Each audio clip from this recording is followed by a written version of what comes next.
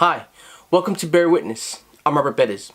We are going to talk about an amazing animal today, just like all the other animals that we have been talking about. But first, I want to thank everybody who has subscribed and everybody who has liked my videos, also the ones who have been viewing it. I really appreciate every single one of you. So if you're ready, just like I am, sit tight, hang on, and let's go. So today, we will be talking about the red fox. Now before we get into anything, I want to talk a little bit about its size and its weight, and how it gets up to this weight. To kick off everything, let's start with its size. Then we'll go to the weight. From the head to the end of the body, it can get to 33 inches. That's a decent sized fox. Now let's talk about the tail. The tail itself will add another 21 inches. So this is 53 inches from head to tail. That's a good size.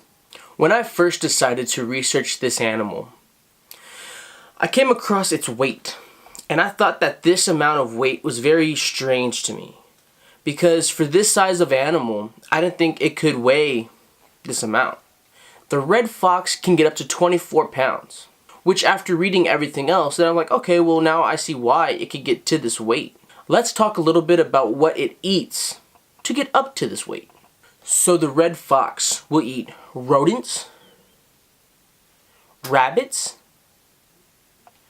birds, fruit, vegetables, fish, frogs, and worms. A little fun fact is that the red fox is a solitary hunter, which means it hunts alone. Unlike a pack of wolves or hyenas, they like to hunt in a pack, multiple people. The red fox likes to go at it alone. Doesn't have to share with anybody, eats whatever it decides to eat that day, and goes on with its life. If you're one of the people that love red foxes, you can find them in forests, mountains, grasslands, and deserts. Now that we have talked about its size, its weight, its diet, and its location, let's talk a little bit about their breeding. It's going to be a cool topic. Let's go. In the winter, foxes meet to mate.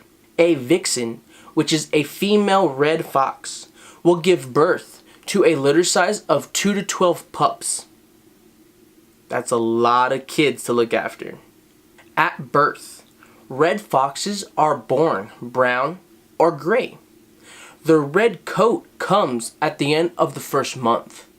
Some red foxes are golden, reddish brown, black, or silver. Both of the parents to these pups will care for them all through the summer before they strike out on their own in the fall. So these parents care for these pups, teaching them what they need to know, feeding them, showing them how to hunt, showing them what exactly a red fox does and doesn't do. Then once the fall comes, they're on their own to go find a mate for themselves and to start the process all over again. Now that we talked a little bit about the breeding, let's go to some cool fun facts about this animal. I'm about to throw some fun facts about the red fox at you. If you already know this, throw the comment down on the bottom and let me know. I'll be like, okay, cool, this person knows exactly what I'm talking about. But if not, throw a comment down on the bottom and I can get back to you. Or message me on my social media and I can talk to you there also. So let's jump into these facts. Just like a cat, the fox's tail helps with their balance. I was talking to a friend of mine and she didn't know that the purpose of the cat's tail is to help with balance. Now, unlike the fox, it helps with balance, but it also helps with a couple other things. A fox's tail is called a brush, and it is also used as a wraparound in the cold weather and as a flag to communicate with other foxes. Foxes use other signals to show their presence in that area, like urinating on trees and rocks. This is my favorite fact of all about the red fox. It has a history of it being intelligent and cunning. I went to this ranch and I was shooting some stuff out there, and I'm going to do a video about it. But due to privacy reasons, I can't tell you where it was at. But I do have some awesome photos and some awesome videos of the animals that I was able to see. And I was able to get really, really close and touch these animals. It's really cool. Anyway, there was a fox that is known to come through under the cabin, open the cabinet door in the kitchen, open the fridge, eat whatever is inside.